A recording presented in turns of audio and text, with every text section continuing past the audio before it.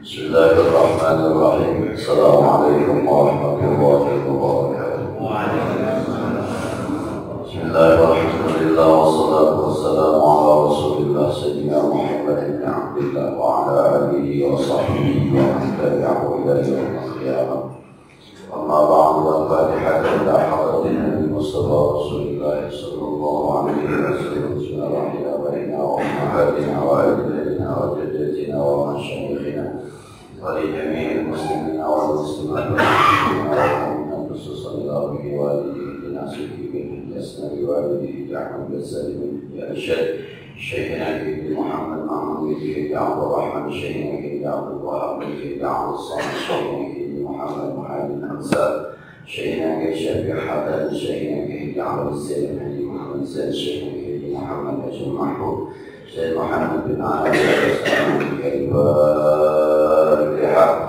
أعوذ بالله من الشيطان الرجيم بسم الله الرحمن الرحيم الحمد لله رب العالمين الرحمن الرحيم مالك يوم الدين إياك نعبد وإياك نستعين اهدنا الصراط المستقيم صراط الذين أنعمت عليهم غير المغضوب عليهم ولا الضالين رب اغفر لي ولوالدي وارحمهما كما ربياني صغيرا.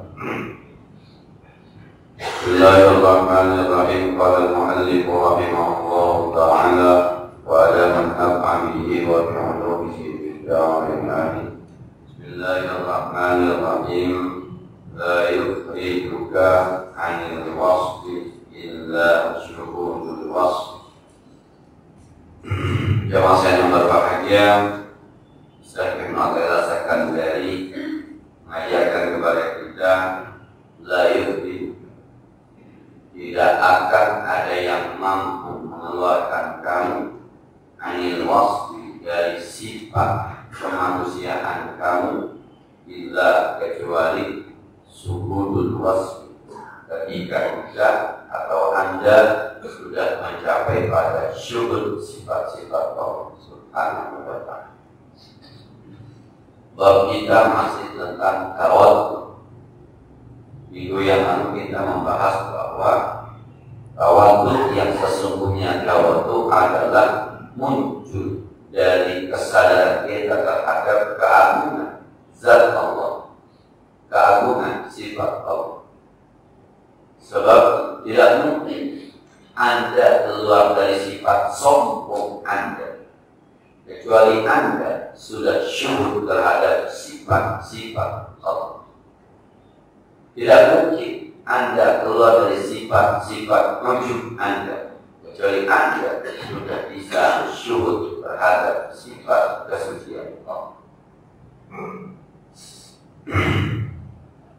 Kalaulah kita sombong terhadap kekayaan kita, maka orang-orang yang syuhud terhadap kemahakayaan Allah selesai dengan sombong di hati.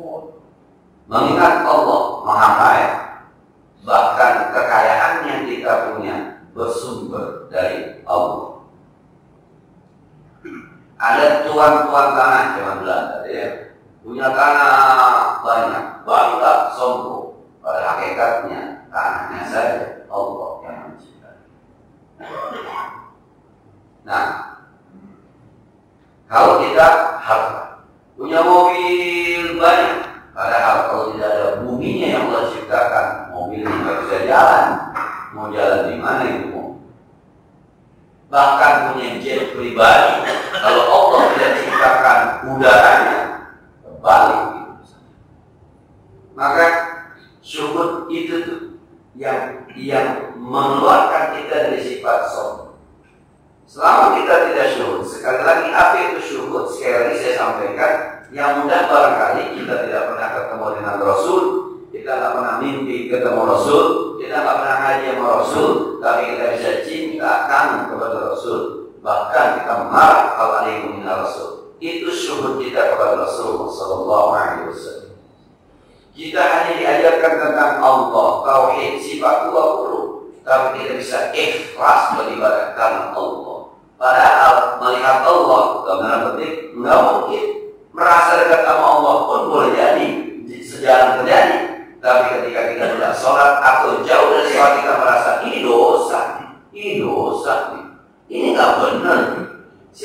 bilang kemana? Anda sholat atau tidak sholat, orang lain kata tahu. Anda benar atau tidak benar, orang lain tapi hati itu bilang ini dosa, ini enggak benar. Itu namanya syuhud kita kepada Allah Subhanahu wa Ta'ala. Sekarang syuhud kepada sifat Allah, syuhud kepada zat Allah, syuhud kepada af'al Allah. Mungkin ketika kita belajar tauhid sifat 20 diajarkan itu tentang tauhidnya zat Allah, tentang wahdaniyatnya af'al Allah, tentang wahdaniyatnya sifat Allah. Kalau kita sedang makan kemudian kita makan nasi, terpikir oleh kita, ya Allah ini nasi jalannya jauh, lama sampai ke meja makan, sampai harus kita makan. Dari mulai ada sawahnya, tanahnya Allah yang menciptakan. Dari mulai sawah dicampur, kemudian ada airnya, air Allah yang menciptakan. Ada petani yang menanam, Allah yang menciptakan petani. Selesai sudah disiram, dikasih pupuk di dalam tanah, kemudian dia tumbuh. Petani kita, air tidak bekerja. Yang bekerja adalah kemahakuasaan Allah. Ketika padi ditanam di sawah itu, kemudian dia tidak mati, tumbuh, tidak bilang karena ada airnya, coba nggak ada tanahnya air doang, mati. Karena ada tanahnya, coba tanah doang nggak ada air, mati. Bahkan kadang-kadang kebanyakan air, mati juga. Ini yang bekerja bukan tanah, bukan soal tanahnya, yang bekerja bukan soal airnya, tapi ada kemahakuasaan Allah Subhanahu wa Ta'ala. Berapa banyak juga pohon-pohon yang ada air dan tanahnya mati juga.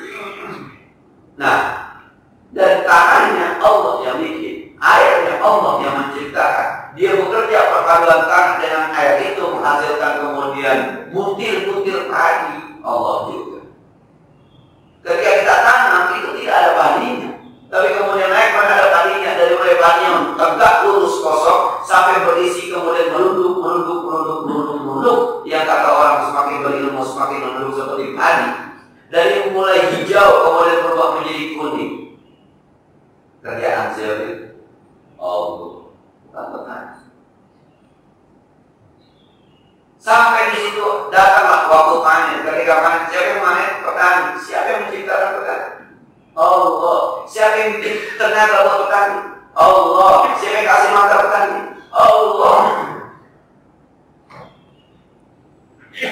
Sampailah menjadi beras dibawa oleh sopir ke tempat penampungan. Kita anggaplah itu produsen yang akan mendistributor beras. Ada apa? Mobil. Di mana mobilnya? Di dalam. Siapa yang bawa? Sopir. Siapa yang menciptakan sopir? Allah. Dari distributor sampai ke warung pengecer. Siapa yang jual? Saudara kita. Siapa yang menciptakan? Allah ya. Kita datang ngomong berapa duit sarantannya 10.000, saya mahal udah 9,5, bisa ngomong kita, bisa rawat kita. Siapa yang kasih kekuatan itu? Allah. Sampai di rumah kita masak pakai apa masaknya? Dicuci dulu pakai air. Siapa yang menciptakan air? Allah. Dimasaklah di kompor gas matang, kemudian tahu dari mana nasi kita matang? Ya dari ilmu. Siapa yang kasih ilmu? Ya guru. Di mana terletak ilmu? Di hati, di otak. Siapa yang menciptakan hati dan otak? Allah. Baru sampai ke meja makan dan kita tahu mana nasi, mana tempe. Siapa yang pernah menginstal? Orang tua kita. Siapa yang ngasih makan? Kita bisa membedakan. Allah. Maka kita makan, Allahumma barik lana bima razaqtana wa qina adzabannar. Itu syuhud. Bayangan syuhud kira-kira begitu tuh. Maka kita menghilangkan, menyia-nyiakan satu butir nasi pun itu kita menjadi sebuah kesalahan besar. Begitu baiknya Allah sama kita. Mestinya begitu kira-kira. Bapak makan daging sapi, dari mana ini muncul? Jauh. Apa makan sapi? Rumput. Pernah partanya nanam rumput? Enggak, tumbuh sendiri. Mana ada budidaya rumput? Kecuali rumput aman. Kalau rumput hilang jauh sawah gitu, mana ada kita lihat petani nanam rumput? Enggak, Allah dengan sengaja. Bukan saya beritahu Allah dengan sengaja tumbuh ke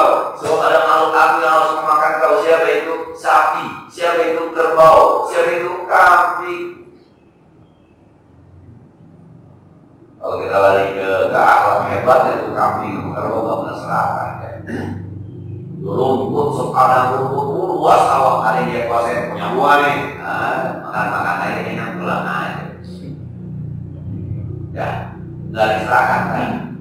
Kalau kita doanya kita balikan masih ngumpul kan. Doanya kita masih ngumpul.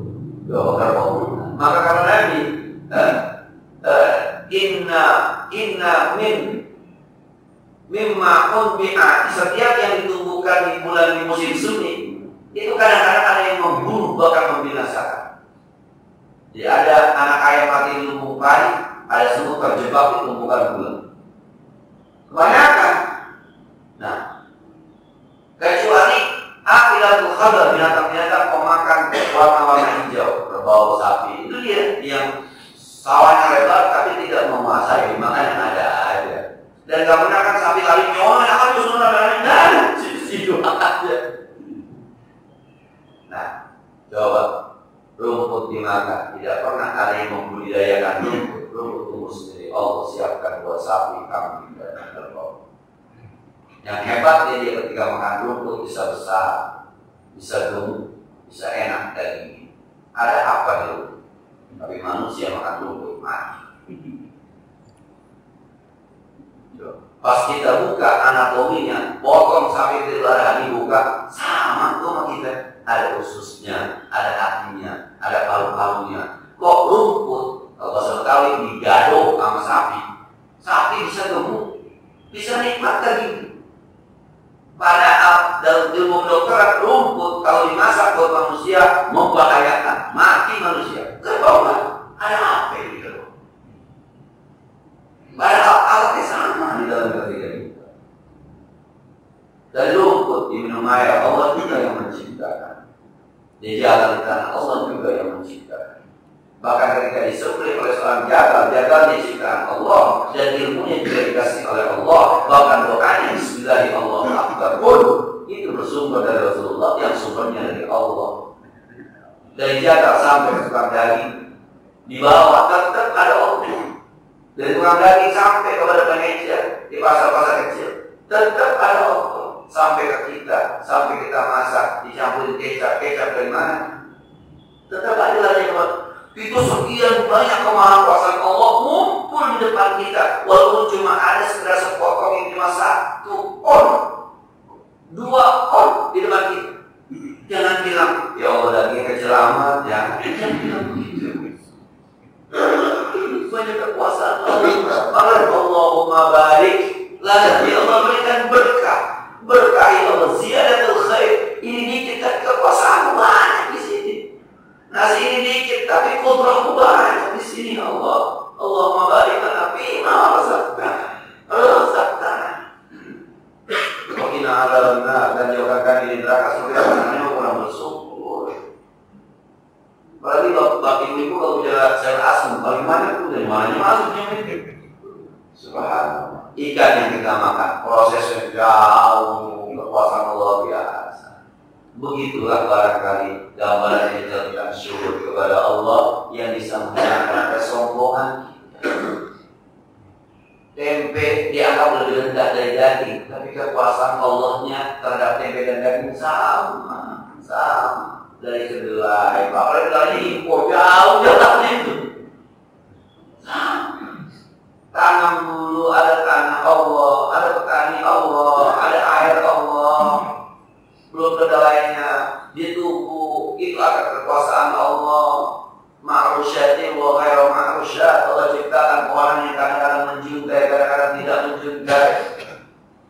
Bahkan di sampingnya pohon kedelai, di sampingnya 1 petak lagi tanam padi, airnya sama, tanahnya sama, bentuknya bisa berbeda, rasanya bisa berbeda, mutasyabihan wa ghairu mutasyabih. Hebat luar biasa Allah ya.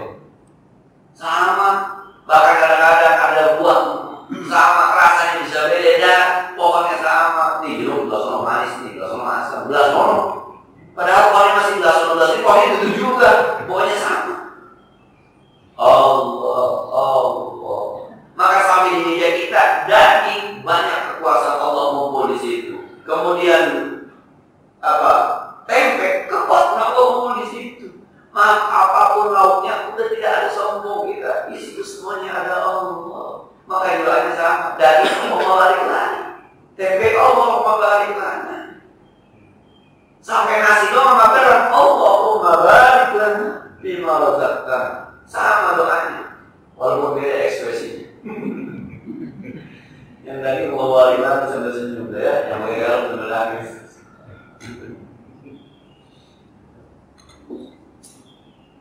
Ya, begitu barangkali gambaran singkat tentang syuhud. Dulu Pak itu belum syuhud, sekedar gambaran saja saya mengajak kita semua untuk itulah yang bisa menghilangkan kesombongan kita. Kita bisa tertawa untuk kawan-kawan kita makan daging, tetangga makan tempe.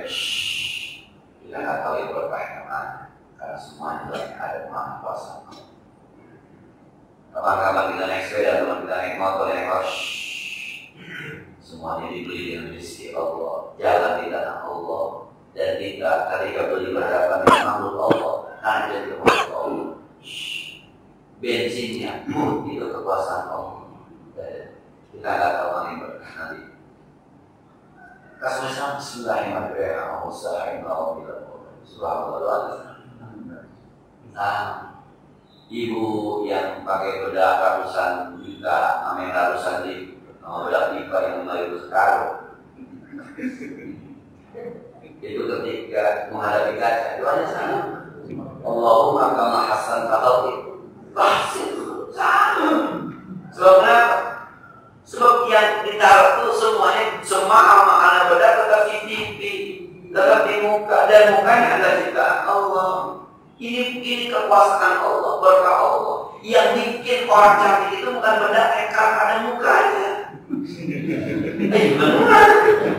Berapa ada bedaknya ada mukanya? Mau berapa duit pun bedaknya kalau nggak ada mukanya tulang semua. Mana yang dikain putih?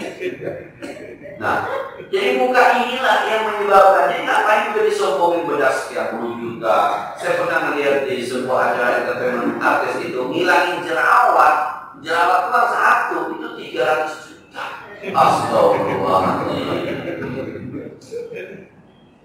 Ya, sekarang nggak akan mampu. Kedokteran itu akan mampu ketika kita punya badan. Anda kenapa batuk punya obatnya? Ada manusianya. Coba kalau manusia tidak diciptakan sama Allah, maka kedokteran juga meninggal itu. Sampai Muhammad yang paling kecil tukang urut, saya hebat tentang tukang urut karena ada manusianya yang diurut. Dan manusianya ciptaan Allah. Ada uratnya, Allah yang bikin. Ada sarafnya, Allah yang bikin. Kalau nggak ada, itu barangkali gambar syukur. Maka tidak akan ada yang mampu mengeluarkan sifat sombong kita sampai kita syukur dengan sifat-sifat Allah Subhanahu wa Ta'ala. Ya, begitu kali gambaran kecilnya ya. Subhanallah. Maka doanya semuanya sama doanya ya. Maka gimana pun sama doanya. Bahasnya enak banget lah. Bima razaqtana ya Allah, tambahkan ya Allah. Rizki ziyadatul khair. Sebab yang kasih sama Allah itu kekuasaan Allah luar biasa. Makanya kadang-kadang dengan bahasa yang sangat awam orang kita bilang, ya emang udah bagiannya begitu, makan aja. Emang udah bagian. Tapi kemudian diterjemahkan oleh orang-orang kita, akhirnya tak itu. Yang diatur yang maha kuasa. Itu bahasa yang diatur yang maha kuasa adalah bahasa yang orang udah syuhud. Bahasa diatur yang maha kuasa itu orang udah syuhud. Disampaikan kepada orang yang baru mulai ngaji, ya udah. Ya kalau ya mau takdirkan gue bisa. Memang mau takdirkan gue gak bisa, ya gak bisa.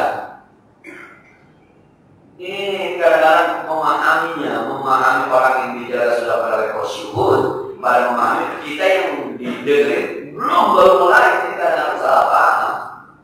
Jadi saya bilang ada guru di pesantren ngomong ijazah kagak penting. Guru ngomong ijazah mah kagak penting. Yang penting mah ilmu bukan ijazahnya. Padahal tuh guru itu hanya S1 ngomong. Jadi dia sampai kesimpulan bahwa ijazah nggak penting setelah dia kuliah dia ngajar. Ijazah dia adalah ijazah matematika yang diajarin Namu Soro. Tapi justru sekarang di masyarakat inilah yang bermanfaat buat dirinya, bukan matematikanya. Terus dia bilang nggak penting ijazah. Pemahaman dia terhadap nggak penting ijazah, yang penting ilmu. Setelah dia bergelut dengan pendidikan SD, SMP, SMA, kuliah, ngajar sekian tahun, baru kesimpulan itu jangan disampaikan sama anak SD, SMP, SMA yang belajar. Nggak belajar dia. Kata Ustaz gua nggak penting biasa, yang penting ilmu. Maka kadang-kadang kalau ada orang baca doa makan sambil nangis, itu udah syukur. Sekarang memang kita kasih habisin, dan dia nangis itu nasi keluar. Pernah nggak Pak meski itu gitu? Saya Pak kasih habisin, kalau bom dia nangis nasi. Itu semua. Terus nggak aku loh, saya gimana bisa nangis? Saya sampaikan ke teman saya masih pada kecil, bohong Bapak lu. Mana bisa? Nasi bisa nangis. Oh kali itu ternyata perjalanan dia jauh. Buat kita. Harus ada makan itu Allah sudah sediakan buat ente jauh perjalanannya sampai di meja ente harus makan karena memang dia diciptakan buat ente makan. Maka kalau dimakan itu yang kita khawatir tuh jauh-jauh buat jalan ada di luar kita. Sangat makan di sini kayaknya. Begitulah kira-kira gambaran. Jadi sifat sombong bisa terkikis. Memang susah Pak, subhanallah susah. Saya juga kemarin ada imam subuh saya jamaah di salah satu tempat. Imam baca surah Al-Baqarah alif ba. Dari baru maju, kita udah rasanya udah kurang seret. Pakai kaos warna pink itu imam. Ada tulisan belakangnya pakai celana lepis. Kagak pakai peci Pak. Kita udah nggak seret. Melihat kaos warna pink ini udah seret. Dah, masuk dah. Secara bacaan itu hampir nggak ada masalah, cuma secara tajwid. Nah ini yang hati saya kita bilang kadang-kadang kalau sembahyang kita muntah orang. Jadi dibaca iyyaka na'budu wa iyyaka nasta'in. Dari segi terjemah cakep tuh. Satu-satu memang. Hanya kepadamu aku menyembah, hanya kepadamu aku minta pertolongan. Benar itu. Oleh ceramah, oleh sholat tajwid beragam. Dibaca surah Al-Baqarah. Khatamallahu ala qulubihim wa ala sam'ihim wa ala absarihim ghishawah. Tapi memang terjemahnya begitu memang. Allah tutup hati mereka. Allah tutup pendengaran mereka. Dan di mata mereka ada benar. Cuma emang dari awalnya kita udah agak seret, dia tidak begitu. Jadi bacaannya pas, tajwidnya ada yang salah. Dia tidak. Ketika saya bilang dia itu salah, maka sebenarnya saya saat itu sudah menyombongkan diri di hadapan Allah Subhanahu. Maka ada yang begitu ganggu itu ada aja tuh. Heran. Mendingan yang alim sekali yang membaca Quran, yang jadi imam. Jadi kita nggak ada rasa gitu. Tapi kan manusia nggak bisa. Tapi kalau semuanya kita sudah syukur dengan sifat Allah, itu yang terimam juga manusia. Ciptaan Allah, dia berhak baca Al-Quran sebab Al-Quran udah linnas, petunjuk buat manusia bukan buat doang. Bahwa yinatin minal huda wal furqan. Dia juga pengen jadi imam bukan doang. Dia juga bisa jadi imam bukan doang. Dan yang bakal diterima oleh Allah yang mana kan bukan tentu ya yang alim, ustaz yang pintar belum tentu juga. Mau yang pada pintar kan KPK.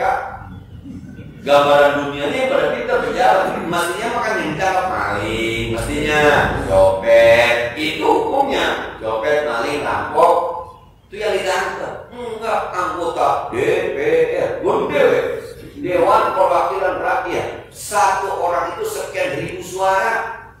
Nyoblos juga. Yang lebih parah, duit kagak, narkoba kan parah lagi Pak. Mesti narkoba kan di pasar, di diskotik. Enggak, ini di DPR.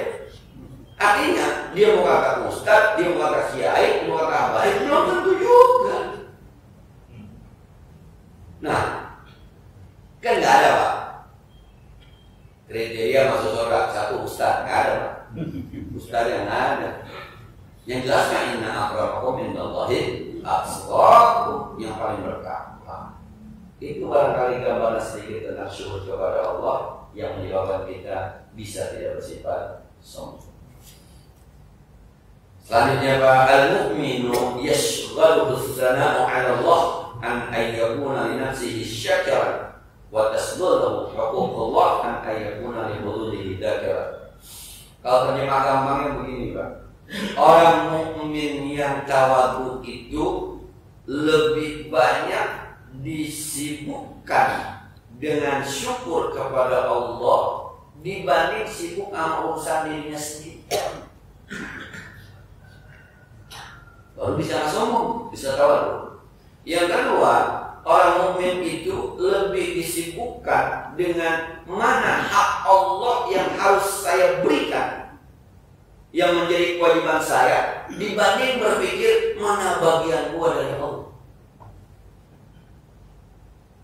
Dan yang pertama, orang mukmin akan tawadhu kalau dirinya lebih banyak berpikir tentang menyanjung Allah dibanding menyanjung diri. Akhirnya menyanjung Allah dibanding menganggap dirinya udah bener banget kayaknya ya. Nah, dia lebih banyak menyanjung Allah. Pakai peci, ya Allah makasih dikasih pahala, ya Allah ada cakep dipakai peci. Tidak disesuaikan oleh pecinya, kurang pantas di peci kayaknya, kurang lebih bulat rasanya, kurang pantas di pecinya tingginya kurang tinggi kayaknya. Nggak pantas nih sorban ini kayaknya kurang panjang, kurang nyengset sorbannya rasanya. Kurang pantas nih undang-undang nih tiga nih mama kurang gede kayaknya. Nggak itu dia lebih banyak berikan. Ya Allah terima kasih dikasih pahala ya Allah ya peci manis pakai pantas hitam bagus kulit pantas ya Allah. Pakai belangkon juga cara pantas ya Allah. Terima kasih dikasih pahala. Lebih banyak kesitunya dibanding mantesin dirinya. Ya Allah, alhamdulillah ya Allah dikasih kaki, sendal jepit oke ya Allah, sendal suam oke ya Allah, pakai sepatu oke ya Allah, nyeker masih bisa ya Allah, terima kasih. Nggak diseker sama sepatunya. Kayak apa ini sepatu kayak di padang pasir panas banget. Ini sepatu pakai ini, siksa. Jadi dia mencari bagiannya, bukan lupa mensyukuri. Orang mungkin nggak begitu. Maka besok-besok ketemu orang pakai sendal jepit, nggak sombong. Kenapa? Sama kakinya dikasih sama Allah. Besok-besok orang pakai peci itu ada tulisannya di sini kan, pakai peci dan tulisannya di peci tulisannya di sini. Nomor 2, nomor 1 tulisan. Cebong dan kampret tulisan. Nggak marah-marah. Kenapa? Sebab sama-sama pahalanya dari Allah. Kemarin saya di jalanan ketemu caleg lagi bagi-bagiin donat sama kalender. Ketemu saya, Pak Ustaz. Nah, lu ribet deh. Tengah jalan, adanya tengah jalan, saya mau bertemu saya. Pak Ustaz, begini umpamanya, ada satu pendampingnya. Pak Ustaz jangan lihat partainya, Pak Ustaz. Yang penting ini kan, tolong lama sekarang lama. Saya kalau dari rumah saya berdebat itu karena jalan. Yang tetap aja gue lihat partai enak aja, tetap aja.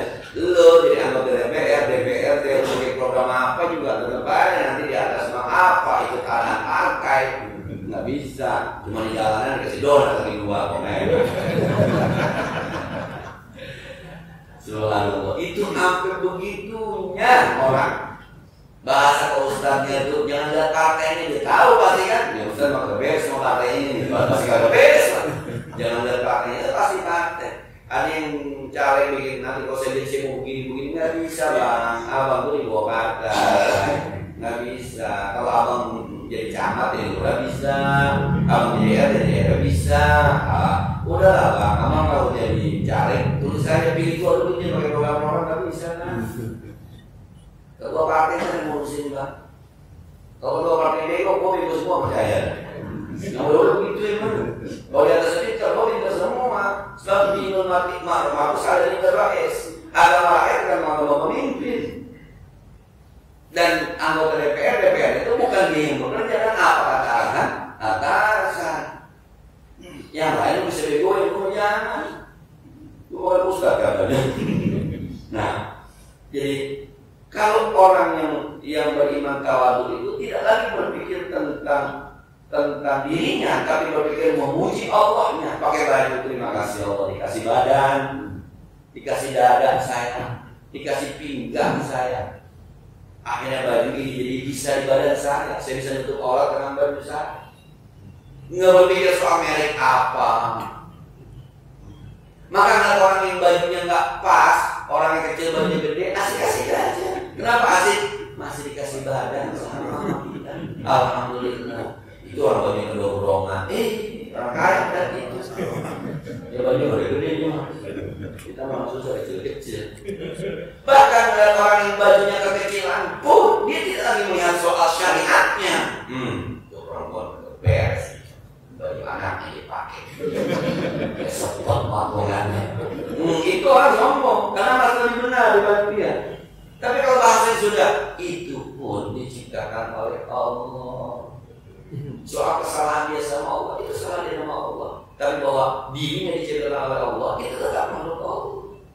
Maka dari awal kita mau ila rabbika bil hikmah. Sesalah-salahnya misalnya orang tua kan tetap ciptaan Allah. Saya mengajak bil hikmah wal mau'izatil hasanah. Allah kan harus berdebat wajadilu billati hiya ahsan. Berdebat yang baik. Sebab ini tetap makhluk Allah. Kecuali mengakhiri perang, apa boleh buat? Ulinanil ladina kutilu, diizinkan kepada orang-orang yang diperangi untuk berperang. Kalau ada sering begitu, musuh jangan dicari, ketemu musuh jangan lari. Kalau kamu tahu begitu, jual gue beli. Tapi kalau diem aja enggak, udah antang-antang aja. Nah, jadi itu yang pertama tuh, orang mukmin yang tawadhu itu lebih banyak memuji Allahnya dibandingnya. Jadi nggak disiksa sama baju, nggak disiksa sama pakaian, nggak disiksa. Mohon maaf. Saya dulu nggak paham untuk apa sebenarnya kalau keluarga itu seragam. Kalau bahasa ibu saya ini terlibat seragam, kalau mana kondangan seragam. Saya nggak tahu buat apa. Ternyata suatu saat saya diundang sebuah acara, ada seorang pembicara yang dia bagian bicaranya beda dengan saya. Saya bicara agama, dia motivator. Nah, ketika buka puasa bersama, motivator bilang, tolong istri saya dikasih tahu saya sudah selesai. Ditanya sama dia, istrinya mana Pak? Ada bilang, yang seragamnya sama dengan saya. Kata motivatornya, yang seragamnya sama dengan saya. Oh, ini rupanya. Kenapa seragam? Sebab dipisah. Jadi kalau pejabat seragam itu nanti nyari istrinya yang ini seragam. Nah, tuh. Orang kampung kok seragam. Kondangan. Tempatnya sama. Makanannya sama. Kalian hilang orang adanya di situ. Akhirnya kita disiksa oleh seragam dan oleh baju. Karena kita melihat bagusnya seragam, ternyata diciptakan seragam itu untuk hal-hal semacam itu. Pejabat seragam. Kenapa? Soal karena ini bapaknya harus bicara panjang dan dia istrinya di sana. Tolong istri saya suruh ke mobil. Yang mana Pak? Yang seragamnya sama dengan saya. Jadi kagak hilang. Nah kita disiksa oleh seragam itu karena bagus nyontekannya lupa dengan badan yang diberikan oleh Allah Subhanahu wa Ta'ala. Nah, yang kedua, orang yang bisa nggak sombong itu adalah orang yang lebih sibuk mencari mana hak Allah dibanding mana hak dia. Ketika kita bertuhan dengan Allah, mana hak Allah yang udah ngasih saya rambut, yang udah ngasih saya bapak, yang udah ngasih saya bumi, ngasih saya teman, ngasih saya orang tua, ngasih saya guru, ngasih saya murid. Mana hak saya, mana hak Allah? Lu harus tahajud, siap, gitu. Lu harus puasa, siap. Lu harus sedekah, siap. Lu harus main jamaah, siap. Tutup aurat, siap. Mana hak Allah? Mana hak Allah? Bukan mana hak gua, mana hak gua. Kayaknya Allah nggak pernah ngabulin doa gua. Ada cerita Pak, ini di media sosial bahwa Allah merupakan seorang ulama yang dikenal dengan saya lupa namanya. Ada tulisan di sana namanya. Seorang ulama yang dikenal Pokoknya ini kiai kalau doa pasti muslim. Pasti muslim. Setelah dia curhat sama temennya sama kiai. Dipanggil temennya dia. Kiai, kenapa ya sekarang doa kita kayak kurang mustajab? Dulu di pesantren kayaknya mustajab banget. Nah, kiai bingung. Padahal sampai saat ini dia masih ingat tuh mustajab. Apa kata teman-teman? Dulu kita waktu di pesantren hidup kita prihatin. Makan senampan, berenang, lima, apa adanya enak. Lu nampak nggak pakai cuci, makan tendangan. Lu nasi makan kagak mantap, dimakan. Terus kita banyak tirakat pakai bahasanya. Korekot itu nyaris kita nggak punya waktu buat maksiat. Ngaji, bayang jamaah, dan maksiat kita diawasi oleh ulama. Salah kita pukul, salah kita botak, salah kita direndam. Maka doa kita mesti sekarang Pak Kiai kita udah sering dapat undangan yang ada WC-nya. Maka yang kita orang prihatin. Dan kadang-kadang WC yang udah dibawa digerutui. Ya, tentang basi.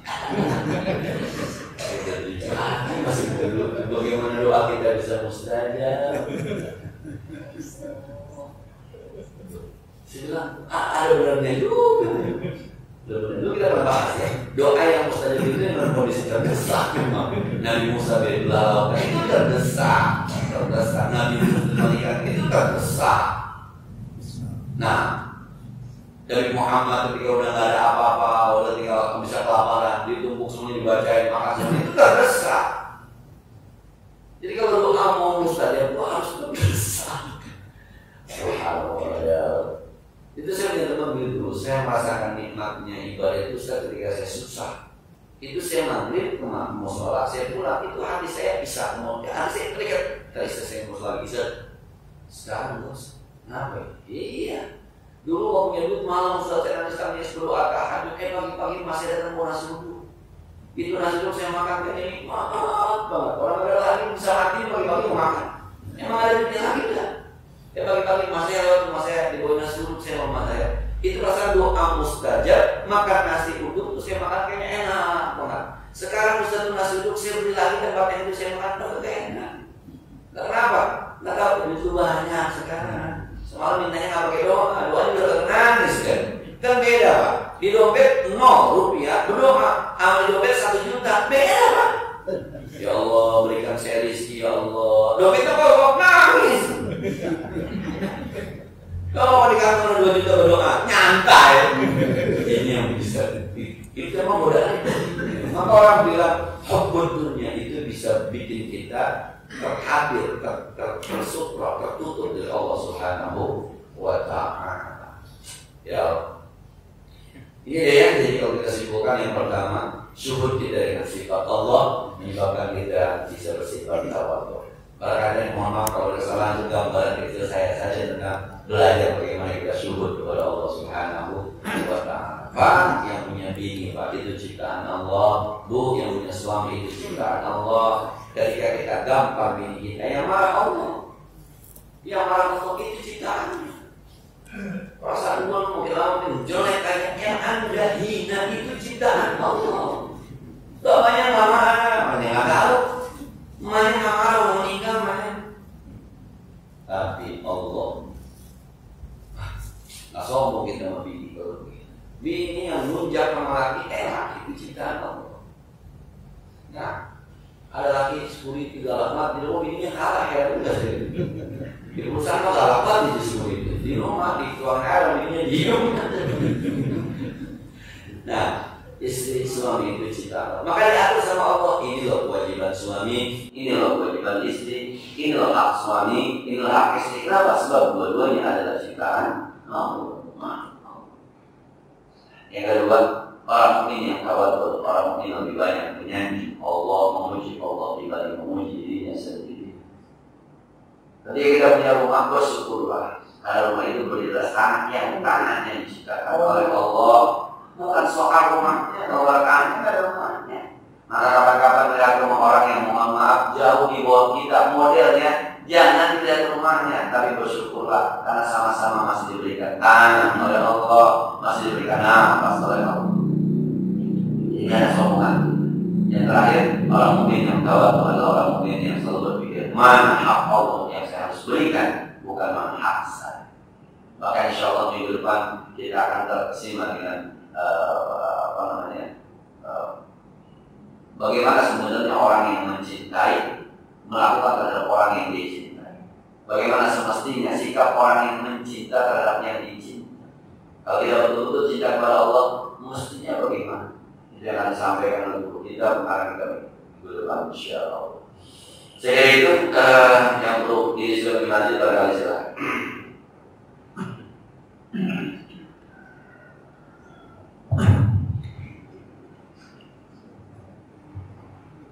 Assalamualaikum warahmatullahi wabarakatuh. Ustaz, ini soal suhud ya, dan tawadhu. Saya melihat kondisi zaman sekarang yang disebut dengan rezim saat ini, dari mulai kepala desa, camat, wali kota, bupati, gubernur sampai yang tertinggi. Ini saya melihat bahwa apa yang disampaikan ini seolah-olah buatan dia yang tidak ingat sama Allah, sehingga yang dibuat yang sudah terjadi adalah Allah tunjukkan musibah-musibah di mana-mana sampai hari ini. Musibah tidak ada henti. Nah, yang paling menarik lagi, kita lihat sekarang pimpinan partai itu menyatakan saya tidak perlu suara umat Islam. Tetapi yang tampil, yang non-muslim itu dengan pakai kain sarung, pakai peci, pakai sorban, dia tampil seolah dia orang muslim. Ini suatu penipuan, saya lihat ini. Dan juga caleg-caleg kita sekarang ini, saya lihat hampir 40% non-muslim, dan juga mohon maaf, kebanyakan Cina gitu ini sekarang. Ini luar biasa. Jadi ini patahan buat kita semua. Yang paling hebat lagi, semasa saya pimpin tidak pernah ada kebakaran. Yang namanya penggusuran itu tidak ada ganti rugi, ganti untung semua. Saat itu langsung dibayar kontak. Begitu tidak ada kebakaran, tiba-tiba kebakaran dari hari itu sampai hari ini tidak ada hentinya. Sampai Aceh, di Riau, segala macam. Yang menarik kemarin di Lampung lagi, di Lampung, begitu persiapan jalan tol, tiba-tiba ada ibu menangis di hadapannya sampai pingsan. Saya sampai sengsara sekarang ini, nggak pernah dibayar ini bagaimana? Ini kan luar biasa. Jadi di mana sebutnya seorang pimpinan seperti itu? Ini mohon pandangan Ustaz. Terima kasih. Assalamualaikum warahmatullahi wabarakatuh. Kata Nabi, "Idza a'zamat ummati dunya nus'at haibatul Islam." Kalau umat itu sudah membesarkan dunia, maka dicabut kehebatan Islam. Wa idza taraka al-amra bil ma'ruf wa nahy 'anil munkar. Kalau umat itu sudah meninggalkan amal ma'ruf nahi munkar, maka dicabut keberkahan politik. Nah, dalam kondisi perpolitikan kita saat ini memang susah menilai. Susah menilai dalam arti kita yang sekarang ngaji semacam ini agak ribet. Karena jangankan sekelas orang yang kita nggak tahu latar belakang agamanya, sekelas yang kita tahu latar belakang agamanya pun orang itu, karena barangkali di belakang ada urusan dunia yang dikhawatirkan. Sekelas orang-orang yang selama ini kita anggap istiqomah, ternyata miring juga, menyimpang juga. Sekali dalam pandangan kita ya, dalam pandangan kita menyimpang juga, karena mungkin terikat dengan urusan dunia. Jangan-jangan kita pun jadi khawatirkan. Jangan-jangan kita pun dalam dunia perustadaan semacam saya ada juga Orang-orang kita itu yang membatalkan ceramah di satu tempat pindah ke tempat lain karena urusan dunia. Ada sama sih model. Ada juga khotib Jumat yang di rumahnya satu Jumat punya 5 jadwal. Jumatnya 1 tapi jadwalnya 5. Nurul ini biasa juga. Nih, akhirnya yang ini lo badal juga di sini. Lo badalnya saya ada ini ada bentuk jadwal. Emang cuma ada berapa bentuk jadwal? Jumat ini masa hati. Dan saya termasuk yang apa namanya, yang mengalami dalam tanda petik. Satu saat ada orang datang minta jadwal Jumat kepada saya bilang, saya mohon maaf, bukan itu perlu sih, kebanyakan. Saya bilang, kalau khotib Jumat setiap Jumat khutbah setahun, lu nggak pernah dinasihatin orang, nasihatin mulu, terasa sombong jadinya. Setahun 42 kali, 40 minggu, 12 bulan. Paling kakak ada 1 bulan yang boleh dinasihatin orang. Karena boleh jadi saya pernah satu saat jadi jamaah Jumat, ada khotib yang bicara di luar nawar saya luar biasa, dan saya nyolong ilmunya. Ayah kemana-mana kadang-kadang khutbah kedua itu saya pakai teks yang dia pakai, karena saya gampang ngapalinnya. Kalau banyak kan khotib wa'alamu anna Allah ta'ala amarakum bi'amrin bada fi nafsi, ya kan? Wa'alamu anna Allah amarana an nusalliya wa nusallima ala nabiyyina Muhammadin sallallahu alaihi wasallam wa qala ta'ala inna Allah malaikatahu. Kemudian salawat yang dipakai salawat tahiyat akhir, wa sallallahu ala sayyidina Ibrahim. Pendek tapi mantap deh. Saya pernah nyolong ilmu. Jadi nggak tahu ini. Paling-paling sesuatu yang berubah ada dia bilang punya uang ini. Sehingga gitu, saya bilang, tolonglah Ustaz, dia bilang. Emang apa maksa? Apa kata ini juga nih, ini juga. Saya bilang Ustaz, kalau jadwal khotib di masjid saya itu titel belakangnya MA, MPD, ini jadi. Jadi dia mau kasih, sebab jamaah di daerah Pantai Datang. Sebab jamaah sana Ustaz, itu kalau melihat mau khutbah kemana dia itu melihat siapa khotibnya. Dan pertama yang dia lihat adalah apa pendidikannya. Kalau Ustaz cara pamannya ada yang beragam. Kalau itu maaf itu Ustaz tadi aman baik MA. Ini MA-nya nih, ini bikin orang beragam. Terus hubungannya kemana? Amal. Jadi amal Jumatan yang masuk banyak. Wah, repes. Saya bilang udah di sana di Islam nggak ada, tapi banyak Ustaz yang ngelamar pakai surat amalan juga ada. Subhanallah. Kalau itu ngelamar pakai surat amalan. Ada pengalaman kerja. Nah, dia wakil di gedung DPR katanya di istana wakil presiden. Zaman saya begini, emang dibayar berapa itu kan besar benar seperti itu. Ada yang nelfon saya, ada. Ustaz, hari ini ada jadwal dapur nggak? Kali saya satu Ustaz, udah lama nih saya kagak naik. Lu naik kemana? Ada juga. Jadi jangan kata pada level sekali kalau sudah dunia urusannya, maka jangan berharap Islam akan dibawa. Sekarang sudah mulai tidak dibawa kan?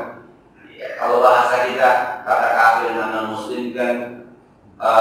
Jangan pakai sekolah tinggi-tinggi dah. Nah, pesantren yang baru belajar tentang sorot juga tahu persis kayak gitu mah. Ini urusan politik, tahu persis itu mah. Kayak gitu. Nggak halus sudah kasar, yang udah kasar jeleknya nggak begitu. Ini kalau udah lu taruh koplo yang begini, nggak oke ini. Ini bukan kelas mas Habib dulu ya, kelas mas Habib, kelas Romi, ini kelas koplo nih. Jadi nggak oke gitu, nggak oke. Orang juga paham betul ini larinya kemana. Paham jangan kata yang pada sekolah, yang pada sekolah itu yang belum main. Paham ini mah, paham banget. Begitu kira-kira. Jadi kalau bicara tentang dunia udah sulit kita bicara.